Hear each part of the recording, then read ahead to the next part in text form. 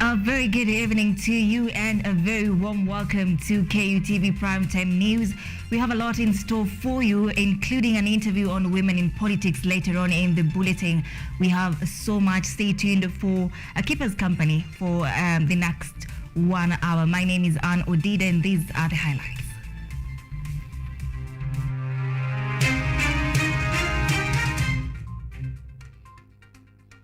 Government aims to expand trade between Kenya and European nations as President Ruto leads Business Forum meeting in State House, Nairobi.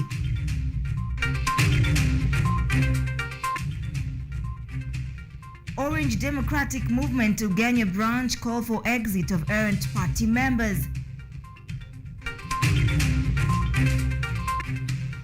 Former governors, civil servants, journalists among those shortlisted in the Public Service Commission.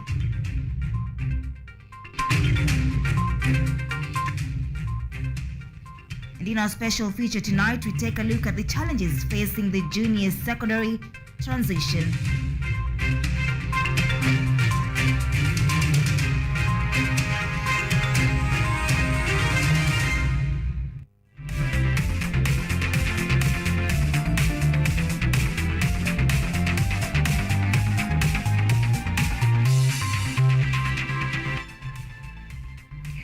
Welcome to the broadcast. I'm in the company of Evans Odhiambo, is a sign language interpreter tonight. Remember, we are streaming this broadcast live on our social media platforms at KUTV_Kenya. Let's get started.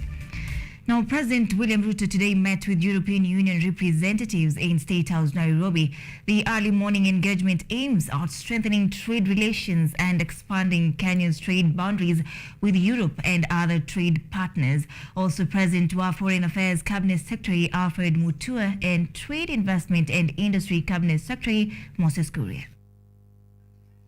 President William Ruto, while speaking at the European Union Business Forum held in State House today, said his plans are to make sure Kenya maintains good trade relations with Europe. He urged the European Union to reduce trade restrictions experienced by Kenyan exporters trying to access European markets. These benefits and opportunities are curtailed by barriers faced by our agricultural exports to the EU. They are subjected to product and market-specific restrictions as well as onerous phytosanitary standards, compounding infrastructure-related challenges like difficulties with flights and low technological capacity, which hinder productivity. William Ruto expounded on the bottom-up plan of establishing SME sector business development centers across the country to provide young people with stronger technological know-how, operational capability, and business management skills. Ruto also talked about development of affordable houses and provision of free internet access and how these are important to the successful realization of his economic blueprint. We shall escalate the provision of internet bandwidth throughout the country under our digital superhighway and creative economy pillar. Our plan is to enhance Kenya's leadership position in the provision of financial technology and innovation and expand to animation, robotics, and artificial intelligence to enhance thousands of our young people participate confidently in the digital economy. Trade, Investment and Industry Cabinet Secretary Moses Kuria in his speech said Kenya is open for investment and ready to partner with Europe in trade agreements. Through the Global Gateway program of the European Union, which we have agreed for our respective teams and the European Union to actually organize a deep dive in the next few weeks to look at how can we be able to create effective partnership between Kenyan business and European business. European Investment Bank Vice President Thomas Astro, whose organization in November 2021 launched its first regional hub in Nairobi, promised to work together with the Kenyan government for the benefit of the Kenyan people. We look forward to working together with you to build a better future, to tackle climate change and ensure that Kenyan businesses can grow in the years ahead. The Kenyan government, led by President William Ruto, is committed to establish and maintain strong trade relations with European Union states in order to export its products easily. Mutunga Joseph, KUTV, Nairobi. Now, following the enactment of the County Allocation of Revenue Act that is the approved allocation of county government additional cash disbursement schedule for financial year 2022-2023. The Senate sitting today has approved the motion, with senators stating that the additional fund will improve developments in the counties. Nyamu with that story. After the Senate converged for the fourth time since resuming proceedings, the motion on allocation of additional cash disbursement fund took center stage upon presentation to the House. The Senate approved the county government's additional allocation cash disbursement schedule for the financial year 2022-2023. According to Majority Whip Boni Halwale, the cash being allocated to counties should be properly accounted for effectively to ensure that the money is properly used without any mischiefs. Tana River Senator Danson Mungatana supported the motion, saying the money given to counties should be used to ensure ongoing projects are complete. Nominated Senator for Women Affairs Peris Tobiko also chipped in the matter, where she reiterated that the money should be used to serve priority needs. Governors who will receive this money from all the 47 counties, now this is the 17.159 billion. This money will be used well. We want the governors to know that we are borrowing this money. These monies are being borrowed from World Bank. They are being borrowed at 100 times more than what Britain is paying, because they are institutions. These are institutions that are making them richer and richer. I arise to support and also to urge governors to be careful in the spending of this money, and for the national government to be prompt in disbursement of the same funds, Madam Speaker. Nandi Senator Samson Cherargei, on his part, termed the additional allocation fund as a game changer. He, however, cautioned the Ethics and Anti-Corruption Commission to fully ensure that money has been protected from corrupt individuals before being allocated to different counties. We need to relook about financial autonomy of county assemblies. That's a soft underbelly in terms of our primary oversight, Madam Speaker. We need to give them financial autonomy as per the PMF Act. Madam Speaker, can you believe the governor of Murang'a, or governor of Nairobi, or governor of Nandi, the CCM in charge of finance as per the PMF Act, gets the money through CRF and their bank account here in the National Treasury? It is processed to the county government. Then the clerk of the county assembly makes a requisition for that money to be taken to the county assemblies. The government is expected to allocate a total of 17.319 billion, which will be shared between the 47 counties. Edward Nyamo, KUTV. Now, the Orange Democratic Movement ODM grassroots leaders in Ugenya, Siaya County have challenged the party's errant members to relinquish their seats in Parliament and seek fresh mandate from the electorate. These statements were made in reference to 9 ODM MPs who pledged to work with President William Ruto's administration for development. The local leaders, including Siaya Governor James Orengo, however, say that the said politicians are involved in a wider scheme to topple Raila Odinga from leadership of Luo Nyanza. The House, that is the ODM party, continues to have internal conversations over what should be the fate of its 9 errant members who have on different occasions met with President William Ruto and his deputy Rigathi Gachagua to reportedly lobby for development projects, an excuse some party members, including Raila Odinga, want to hear none of. The country is ours and we pay taxes as any other Kenyan. So there is no question of telling us that other people went to State House to get development for their regions. Every Kenyan has a right, and every region of Kenya has every right to development because all Kenyans pay taxes. Tunawauliza hii CDF wanafanyia nini? Si CDF ni pesa ya development na pesa ya county ni ya development. Hiyo development wanaenda kufanya huku, kutafuta huko, ni ya mfuko ama ni ya tumbo? Stephen Omondi is the ODM branch chairman in Ugenya, a constituency whose area MP David Ochieng jumped ship immediately after elections to work with the government. Now the branch leadership feels that time is ripe for the party to go beyond backing and bite errant members to send a clear warning. According to some media reports this last weekend, the 9 MPs are allegedly forming a new group to wrestle Nyanza from Odinga, an assertion those of them who commented flatly denied. We've heard that 9 MPs are going to form a rebellion. I want to tell them, before they form the rebellion, let them resign from the ODM party, which they were elected in, so that they form a party or come with that party, so that the people of their constituency can vote them in again in their respective rebellion parties they are going to form. I'm told that part of the plan of those who went to State House from this part of the world, that is Nyanza, particularly Low Nyanza, the objective is to frustrate Raila Amolo Odinga in Nyanza. And I want to say without any fear of contradiction, that is an impossible task. The 9 include Odinga's own area MP Gideon Ochanda, Elisha Odhiambo from GEM, John Mbadi's successor Carol Omondi, Mark Nyamita of Uriri, Rongo's Paul Abor, first-time MP Felix Odiwuor Elias Jalango, Kisumu Senator Tom Ojenda, and Kisumu East MP Shakil Shaber, an independent MP.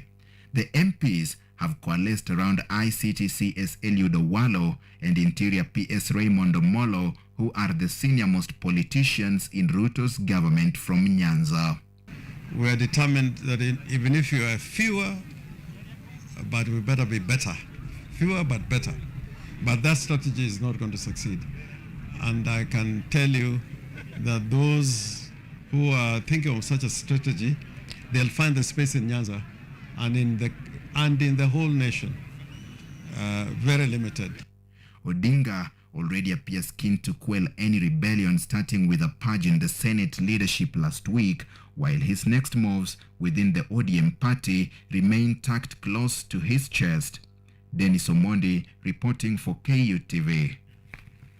Moving on, the National Assembly has today resumed the general debate on the proposal by President William Ruto to Parliament to consider amending the Constitution and the standing orders in order to accommodate, among other things, the creation of the office of the opposition. The members of Parliament, however, had different opinions on the motion, as Jacqueline Wanjiru reports. The National Assembly today, for the third time, resumed the debate on the constitutional amendment proposal following the submission of a memorandum by President William Ruto to Parliament asking the House to consider initiating amendments to the Constitution. The proposed amendments by the President include the creation of the Office of Leader of Official Opposition in Parliament, inclusion of various funds in the Constitution, and the restructuring of parliamentary oversight to allow for cabinet secretaries to appear before the Houses of Parliament to respond to questions by members. The legislators had various opinions on the matter. North Imenti Member of Parliament Dawood Abdul Rahim supported the motion, saying that it was important for cabinet secretaries to appear before the House for questioning and interrogation. Madam Speaker, I agree with the President's reservations that we need the CSs in Parliament so that we can even question them. When they bring questions, we need to interrogate them if they are telling the truth. Mosop MP Kirwa Abraham differed on that particular motion, arguing that that was already the role of the committees. If we give the CSs the permission to come and answer questions, what will the committees do? According to the leader of the minority party, Wandai Opio, the approach being taken in amending the constitution is not proper. And indeed, the position of, I believe, majority of Kenyans is that this route is dangerous and we must shun it.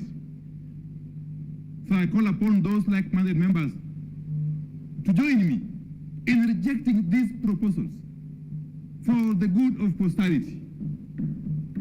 The debate was interrupted last Thursday after a sharp division ensued between the legislators of the ruling party and those of the Azimio la Umoja One Kenya coalition, who strongly opposed the motion and is scheduled to resume tomorrow. Jacqueline Wanjiru, KUTV. Thank you, Jacqueline, for that report. Moving on, the Public Service Commission (PSC) has shortlisted 224 individuals out of 5,000 applications received for Chief Administrative Secretary post. PSC paused the appointment of new CAS after the Law Society of Kenya challenged legality of the post in court but lost their argument. The list is a blend of media personalities, former civil servants, and politicians, with 8 ex-governors making the cut. 5 days after Justice Monica Mbaru ruled that the Public Service Commission unlawfully creating the Cabinet and Administrative Secretary position, Public Service Commission has shortlisted 224 individuals out of the 5,000 applications they received.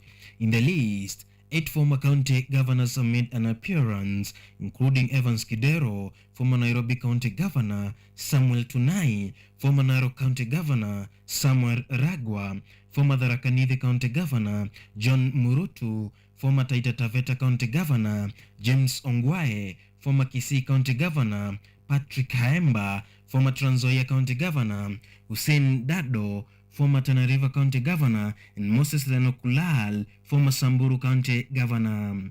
Also in the list are some of UDA politicians who lost in August 2022 general elections, including former Laikipia Woman Representative Catherine Waruguru, former nominated Senator Millicent Omanga, former Kirinyaga Woman Representative Purity Ngirisi, former Kakamega Senator Cleophas Malala, ex-Tare Member of Parliament Charles Jagwa, ex-Bahati Member of Parliament Kimani Ngonjiri, and former nominated Senator Isaac Mwaura. Additionally, some renowned journalists have also been shortlisted, among them Linda Ogutu, former TV news anchor Bonnie Musambi, former TV and radio host Dennis Itumbi, digital strategist, and Monaisha Chinzoga, former TV news anchor. Former nominated MP and NAT Secretary General Wilson Sossion, former Adreti Wilson Coril, and former footballer McDonald Mariga are among other shortlisted individuals. The 224 nominees now line up for interviews from 1st March 2023. President William Ruto will receive the final shortlist to determine who will fill the 22 available slot within the 22 ministries. James Mureke Mwenda, KUTV. Thank you, James, for that comprehensive report. Now, the Public Service Commission has shortlisted candidates seeking to replace Reverend Eliud Wabukala as the chairperson for the Ethics and Corruption Commission, EACC. The shortlist includes immediate former Makueni Governor Kivutha Kibwana, Christ is the Answer Ministry's former presiding Bishop David Oginde, and renowned lawyer Charles Kanjama. The post attracted 89 applicants, and vetting for the 14 shortlisted candidates will take place on Monday and Tuesday next week. EACC Eliud Wabukala at the turn of this year has left a leadership void at the craft fighting agency. The former leader of the Kenyan Anglican Church has been at the helm of EACC for 6 years. The Public Service Commission advertised vacancy and requested for the application from qualified candidates between 20th January to 2nd February of this year. Former Makueni County Governor Kivutha Kibwana, who served for 2 terms in the office, and also as a member of parliament for Makueni constituency from 2002 to 2007, is among the notable names on the list. Also, the shortlisted is the former sit-term presiding Bishop David Oginde, who has been involved in influencing national policy and issues related to governance. Constitutional lawyer Charles Kanjama is also in the list. According to PSC, the position had attracted 89 applicants, from which it ended up shortlisting only 14 candidates, including Benjamin Adam, Abdihadif Abdullah, Amin Yuda, Isaac Kubai, Eliud Wanjau, Thomas Letangula, Susan Wekesa among the other shortlisted candidates. The shortlisted candidates are set to face interview panels on Monday 27th and Tuesday 28th next week at the Public Service Commission of the Harambee Avenue in Nairobi. Wilson Tobiko, KUTV. All right, now let's take a look at education matters. According to the new CBC curriculum, which was implemented in 2017 after the grade 6 KPC assessment, students will join junior secondary schools, which will run from grade 7 to grade 9. With the first cohort joining the JSS early last month, our reporter Ruth Wanjiru visited Democrat schools in Kiambu County as well as St. Michael's Primary School in Nairobi County to witness the pioneer grade 7 transition. Following the integration of the junior secondary school into the competence-based curriculum, the CBC task force outlined guidelines to be followed, among which students were to be domiciled in primary schools. The Cabinet Secretary for Education, Ezekiel Machugu, had also outlined guidelines that were expected to provide more information for effective and smooth transition across the country. One from the We take a tour to Democrat Group of Schools, a private school in Kiambu County, and as per Judy Moura, the head teacher of the school, students have settled in and learning has already commenced. Judy tells us that their turn-up has been as expected, considering the fact that they retained almost 100% of their students. Hundreds of thousands, millions, and tens of what? She further notes that the school is well prepared as they've implemented all measures outlined by the government. Just like any other year, transfers are there for our learners going and our learners and other learners coming back. And we thank God that our turn-up is very good. Our numbers are good. In terms of infrastructure, the head of the school points out that they are well equipped according to the guidelines stipulated by the Ministry of Education. She tells us that the school has the required extra classes, textbook, as well as a science laboratory in their secondary school. We are well prepared as a school. We have the home science room. We have a secondary school just like 200 meters from where we are. They'll be sharing the science laboratory with them. For the books, we are well equipped. We have already purchased the books that the learners are going to use, and learning is in progress. We went ahead to join the students in class for their mathematics session. James Musau, the mathematics teacher, narrates that although there is a change in the syllabus, the students are catching on quite quickly. Blessing and Asha, who are grade 7 students, say that the new subjects might be a challenge, but they're expecting to learn new things. What I've noted is that in CBC, that the syllabus is focused on the career the child is going to be dealing with. And actually, if it's like the first topic of place value, where we just deal with numbers in 844, in this one, they focus on the real life situation. I expect that we're going to have more opportunities. We're going to know what we are capable of doing, and we can therefore choose careers that we're going to do. I feel like I'm at a higher level than when I was in primary.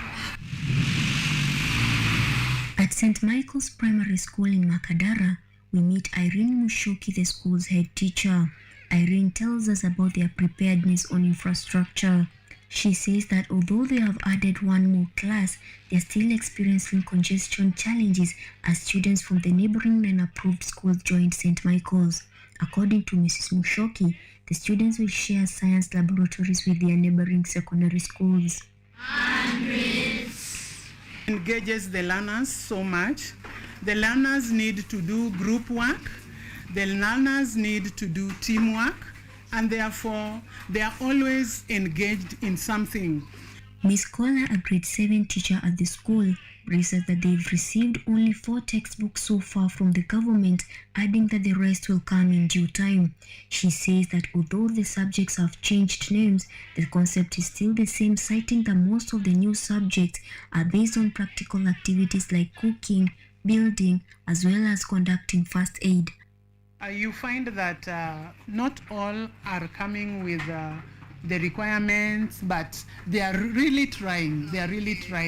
We are not chasing them away. Whether they come with the requirements or not, they get into the class, because what is so important is the child himself or herself. Left behind. We later joined the students for yet another mathematics session. Fred and Virginia, who are grade 7 students at St. Michael's, say that they are proud of their new class and expect to learn more things now that they are secondary school students. They are okay. The subjects are okay and fine. We can understand them. We can understand the subjects. I feel good because I am when me and my friends who are in class 8, I can tell them I'm in high school and I'm younger than them. In reference to the differences we found in both public and private schools in terms of the JSS transition, we went ahead to talk to Dr. Hamisi Babusa, an educational expert based at the Kenyatta University. Mr. Babusa explains that the little challenges faced by the public schools are just but teething problems that were expected since this was the first grade 7 transition. The government is following up on all issues, trying to resolve the problem and the gaps which are there. So I can call them teething problems. And this transfer of teachers, the resources, anything, is the first time. So things will just, yes.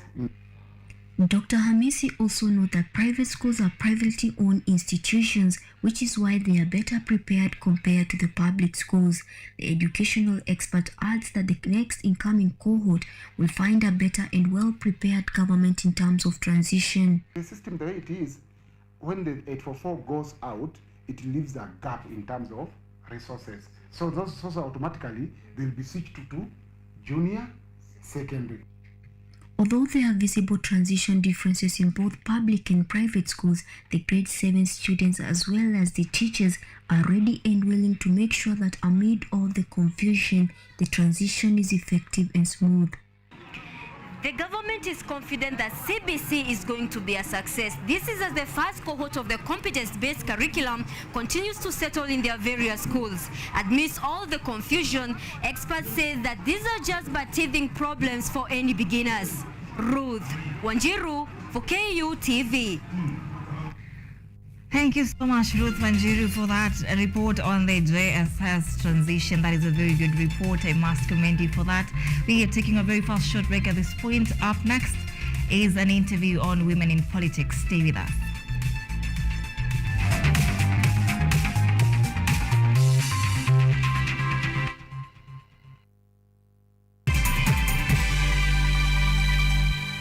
The pioneer class of competency-based curriculum embraced the change into junior secondary school on January 30th, 2023 across the country.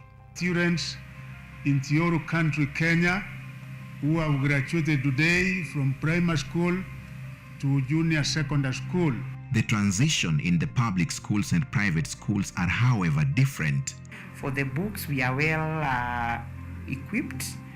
We have already purchased the books that the learners are going to use. You find that not all are coming with the requirements, but they are really trying. But for the students, their excitement to be in secondary school is evident.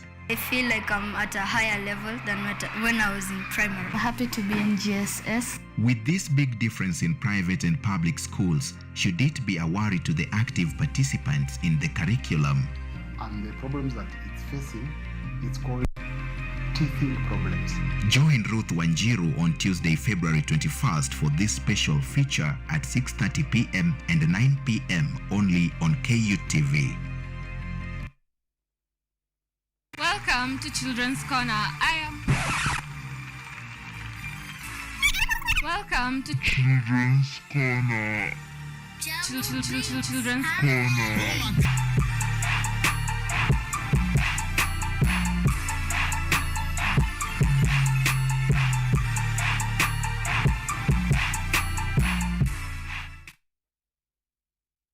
Technology,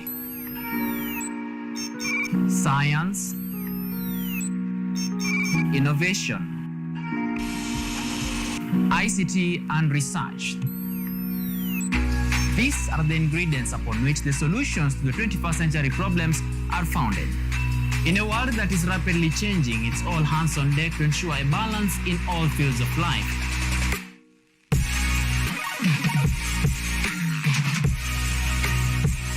Women, young and old, are also in the front line, breaking the glass ceiling, becoming thought leaders in the larger tech space.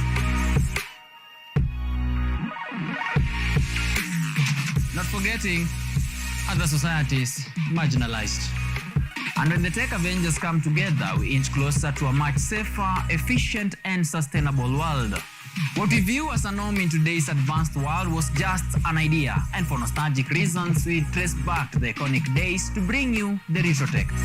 On Tech Innovation Show, we encapsulate all the pillars of the fourth industrial revolution, decoded in a language, all for one for all.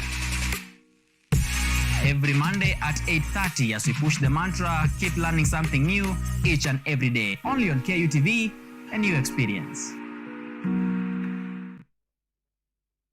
Lola is an app that gives you a chance to watch videos, listen to audios, and read articles wherever you are for free.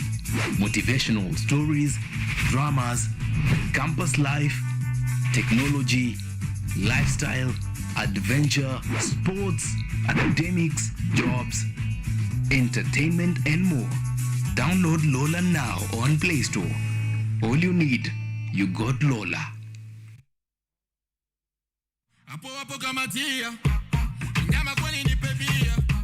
Maisha ni haya mwanaume ali.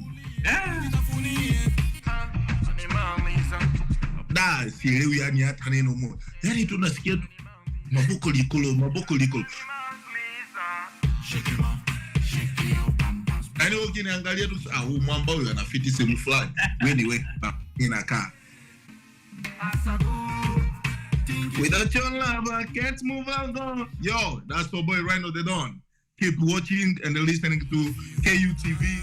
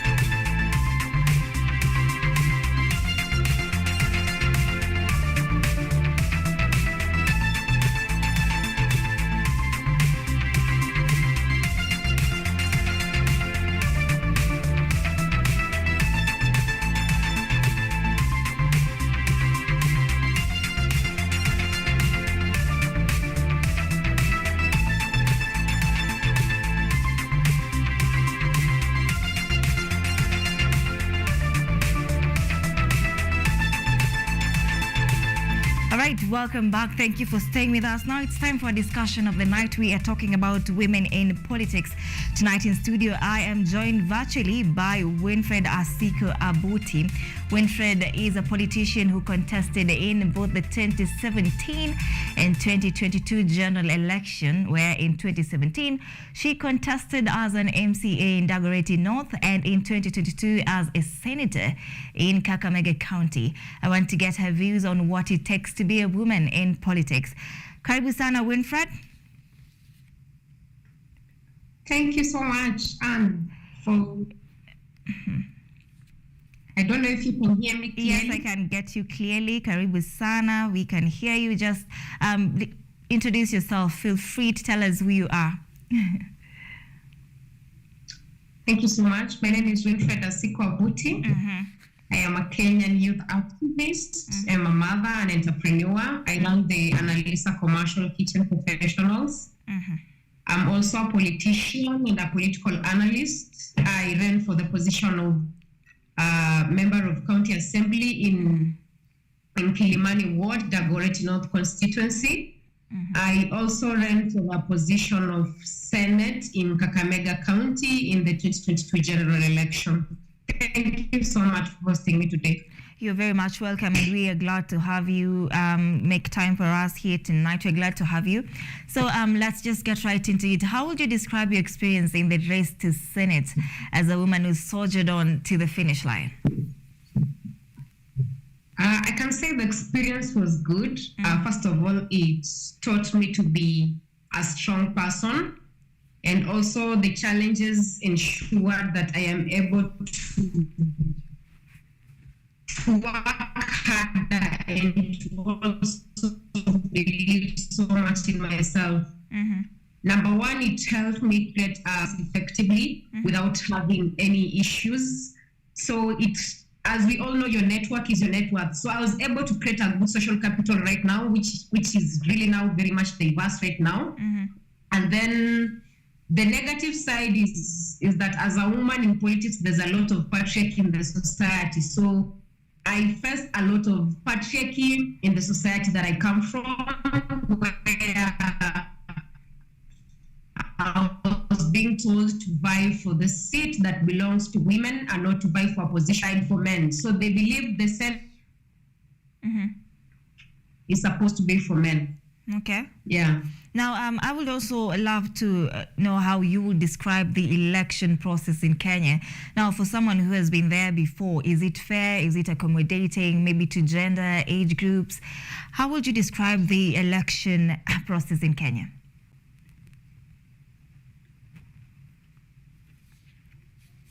Winfred?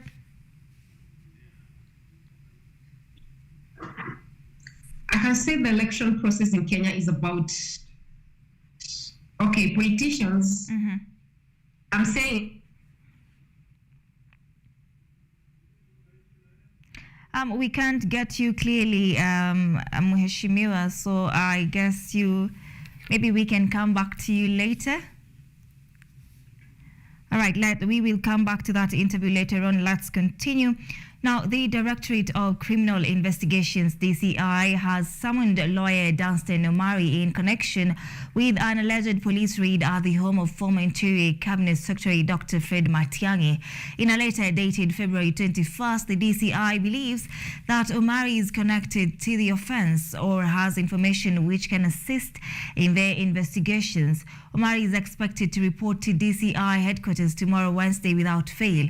The DCI is investigating allegations of publication of false information contrary to Section 23 of the Computer Misuse and Cyber Crimes Act 2018, amongst other offences, in regard to alleged police officers' invasion and raid of the residence of the former Interior CS Dr. Fred Matiang'i.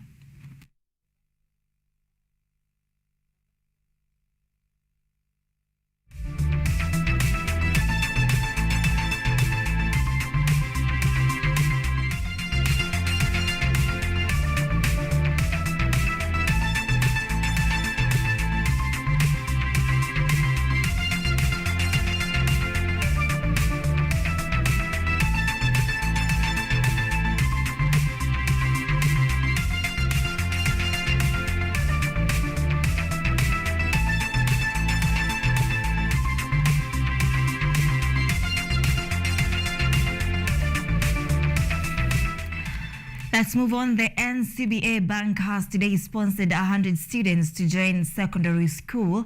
The group has invested 11.1 million shillings in the campaign that will give financially disadvantaged students a chance to access quality education. As the government continues to push for the 100% transition to secondary schools, the need for financing needy and capable students has had the private sector joining in to bridge the gap. The NCBA Bank has today announced this year's cohort of 100 students to be financed to join secondary school. The group has invested slightly over 11 million shillings in the campaign that will give orphans and special needs students a chance to access quality education. Chapter 4, that's the Bill of Rights, Article 43, subsection 1F of the 2010 Constitution, provides that every Kenyan citizen is entitled to, among other rights and freedoms, the right to education. The challenge we must confront is that of practical implementation. A declaration, a statement, a provision for a right to education does not in itself provide the means.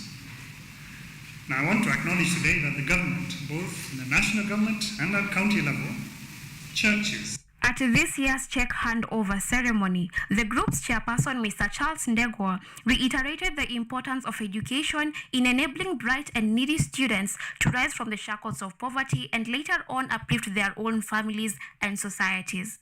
Currently, it is estimated about 1.8 million children of school-going age are out of school and are involved in activities that help supplement family income. Now, I have their statistics. I don't know whether they're true, but the numbers are staggering. And hopefully, maybe our colleagues from the ministry will put us right. But I understand that maybe 1.8 million Kenyan children of school-going age are not in school. There's also apparently quite a high primary school dropout rate, while the transition rate from primary to secondary is a challenge we're all aware of. On his part, the CS Education Honorable Ezekiel Machogu, through the Director Secondary Education Mr. Paul Kibet, has recognized the role that the private institutions are playing in ensuring that more and more needy and deserving students get access to quality education through scholarships. As we are all aware, access to education in Kenya has been a challenge for many years. The shortage of resources and the facilities, and in particular in our rural areas, has made it difficult for students to receive quality education. Additionally, poverty and other socio-economic factors have made it difficult, sometimes impossible, for some of the students to continue with their studies. NCBA has been providing education and mentorship opportunities to students in Kenya since 2007.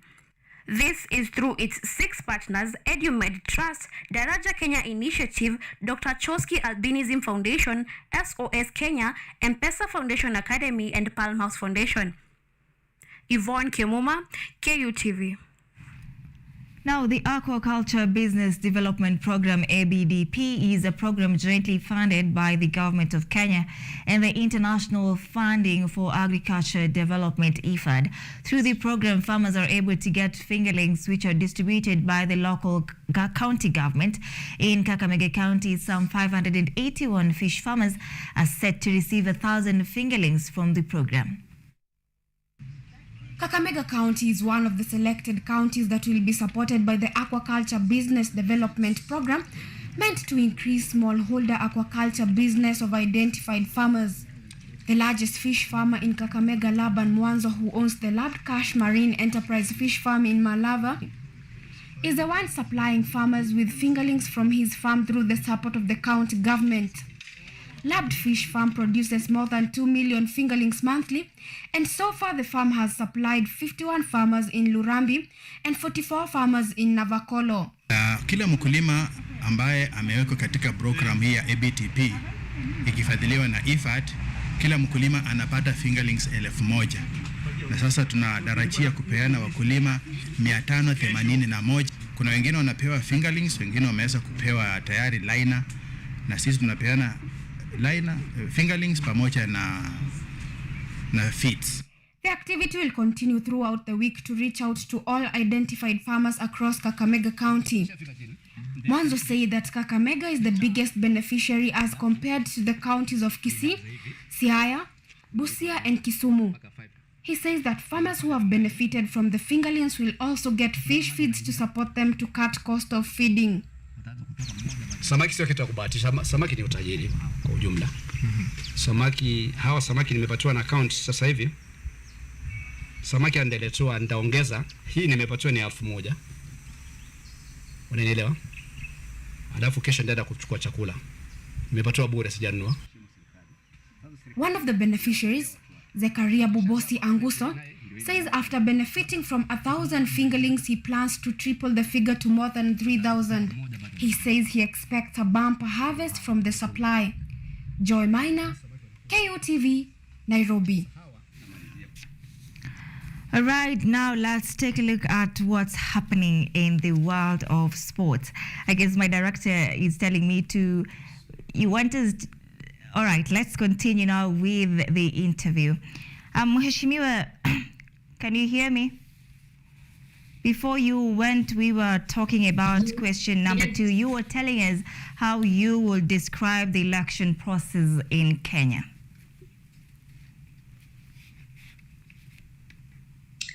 I would say the election process is a dirty game full of selfish interests, and people are looking at, politicians are looking at what they really want for themselves, and they're not concerned of what favors the common mwananchi. So I can say the electoral processes in Kenya are sham processes that needs a lot of they need a lot of re-engineering so that we can have valid elections that will reflect on the views or on what the common mwananchi wants.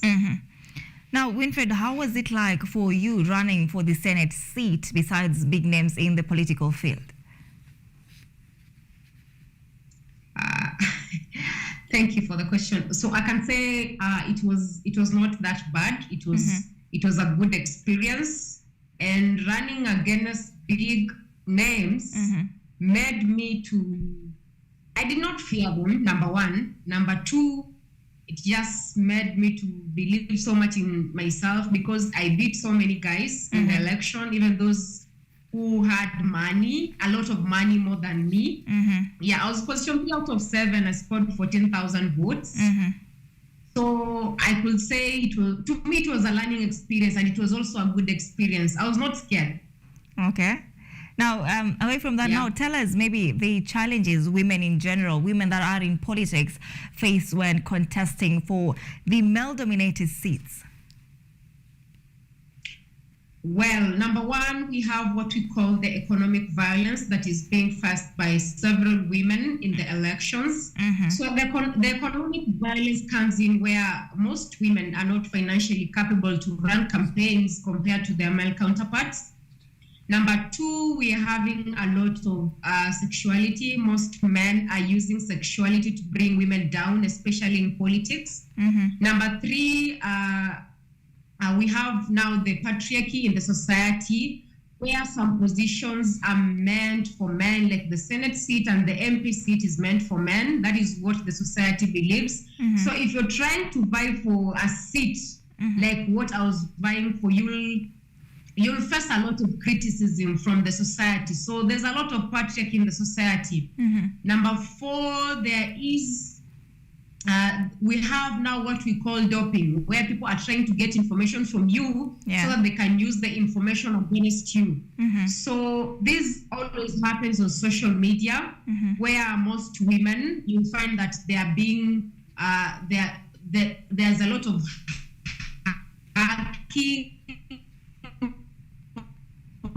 the social media accounts, so that some information will be gotten from them and will be used against them. Okay. Number three, we have security of physical violence. So you'll find that some women are not able to protect themselves during the election. So it becomes a big concern where some women will be attacked.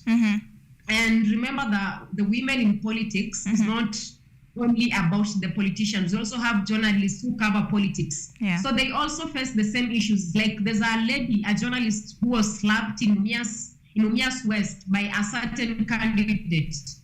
So there's a lot of physical violence, and then lastly we have now what we call online trolling, where people are using your faces, how you look like, to troll you online. A lot of sexism, using body shaming words to make women feel so bad about themselves in politics, making them feel irrelevant and not able to run their campaigns efficiently. Now, what do you think it will take for women politicians to have a seat at the table, especially when it comes to now local decision-making processes? First of all, we need reforms that will protect these women against violence. We need also to formulate policies. The women who are in politics right now need to formulate policies that will be able to help them make decisions that are going to affect other women in the society. Another issue that women need to do is we need to do capacity building at the grassroots level, because you will see that most women at the grassroots have issues supporting their fellow women. So we need to do a lot of capacity building to ensure that people at the grassroots understand the importance of women in leadership or women leadership. And also the capacity building should also be on the patriarchy issues that are happening in the society, so that women are given a chance to be able to lead and to be able to make decisions that affect their society. We also need to do voter education, where we're educating voters, especially women, on the importance of women in leadership. This will take us a long way, and women also need to start campaigning early. They don't need to wait for 6 months to elections when then they show up into parties looking for nomination certificates for them to appear at the ballot. Women need to start campaigning like right now if they really want to be at the ballot. They have to begin now, especially those who will be vying in 2027. So that is early planning, and then they also need to do correct branding. Women need to brand themselves well, because if you do not have an identity, you're just walking around looking for a seat, you will not be able to get something. So you need to brand yourself and to understand that you need to have a cause. Like personally, my course right now is about pregnant women in the society. Or a woman can also take a course like even the teenage pregnancies that have really escalated in the western counties. So you need to have a course also as a woman. So such kind of issues, when addressed, a lot of women are going to be at the decision-making table of the Kenyan politics and the Kenyan government. All right, now from your own perspective and analysis, has the government of Kenya achieved the two-third gender rule? What's the percentage of women in parliament? It has not been achieved, and this is something that we have really been wondering, why is it not being achieved? So this issue also needs to be addressed by the President of the Republic of Kenya, because clearly even the nominations the gender top-up nominations that are being taken to Parliament and the Senate is not representing a two-third gender rule as it was being advocated by the former president. So it has not been achieved, and it is something that we really need to have a discussion on, and it is something that we really need to push, and it is something that women who are already in leadership positions need to look into that issue, so that at the end of the day, even when the 2027 election will come, most women will be able to be in Parliament, in the Senate, and even in the county assemblies, in all the houses. Right. Now, you were very local about ensuring, during your campaigns, about ensuring that the youth are given jobs. Now, with this new regime, perhaps, have you seen your desire to, that the youth are being now accommodated in this job, for job opportunities in the country? Have you seen this desire manifest? As a youth activist, I have always advocated for all the youth to be at the decision-making table and at the center of policy formulation. Those who are elected are the people that we really advocated for. Most of the youth that are elected right now are the youth that we really advocated for. Like the member of parliament of Mumias East, we did advocate for him. We did advocate for Njeri, the Kirinyaga woman rep, and many other youths. It's just unfortunate that some of us did not get into Parliament or the Senate, but this is something that we really pushed for, and I am so glad that most of them were elected. But what saddens me is that during the appointments, all the youth are being taken back, and these seats are being given now to individuals, that are not youth. So I feel we are marginalized right now, and we, the youth of this nation, we have a long way to go. We have a long way to fight. Despite the fact that we lack resources, we also lack unity to speak in one voice to be able to achieve what we want. Now, Mheshimiwa, what should be done now to ensure that Kenya has political parties that are built on principles and not mere election vehicles that crumble before the next election cycle? How soon will that change or happen, or will it simply be a pipe dream?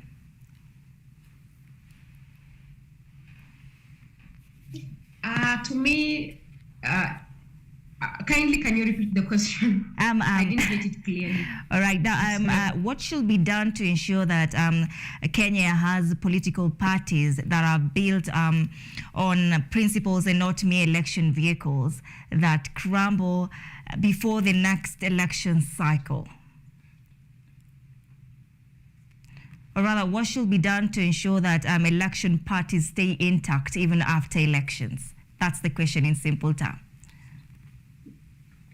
Okay. So I could say, sorry, it's because of the network issue that I didn't get it clearly. Okay. So I would say that most parties in this country are built on selfish gains. And as I told you earlier, politics is a game of selfish interests, selfish gains, betrayal, and all that. So what people need to put in consideration is most politicians need to avoid that selfishness with them. They need to avoid that. And then there's another issue that comes in where now there are other politicians who want to outsmart their masters. Yeah. So let's try as much as possible, despite the fact that we are going to have conflicts of interest among politicians. Let these politicians not try to outshine their masters by going to make, if people are true to themselves, if politicians are not radical, because most Kenyan politicians are always radical, and that is who they are, and you cannot change that. Now, Mheshimiwa, thank you so much for making time for us tonight. We have been glad to have you, looking forward to host you again. We are taking a very short break at this point, so stay tuned.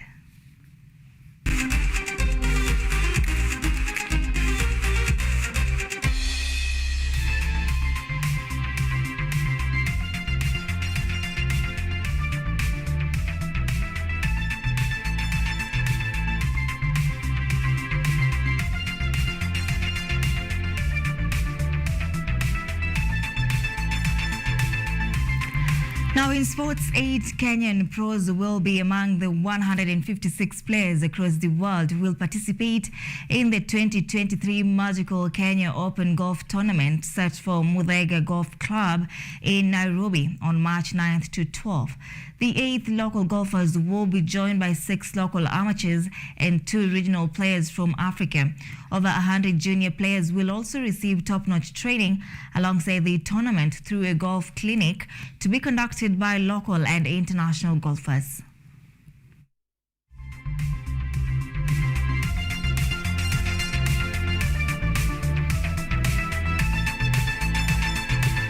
The Indonesian martial arts, dubbed Pencak Silat, saw 8 Kenyan students take part on Friday at the International School of Kenya. The students who showcased the Pencak Silat movements amazed the crowd with beautiful martial arts movements. Councillor Andy Siamsrulaji Usman of the Indonesian Embassy, who led the Indonesian Pencak Silat team, say the activity has been introduced so far to other schools. The activity involves around 600 trainees and 20 coaches. Kenya Pencak Silat Federation was inaugurated with this certificate by Pasilat on March 28, 2022.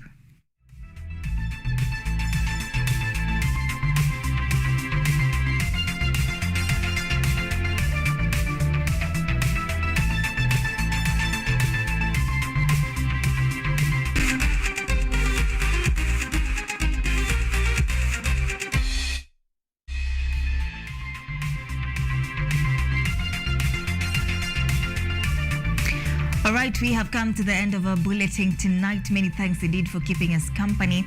My name is ODIDA. I'm in the company of Ivan Sodiambo. Have yourself a good night.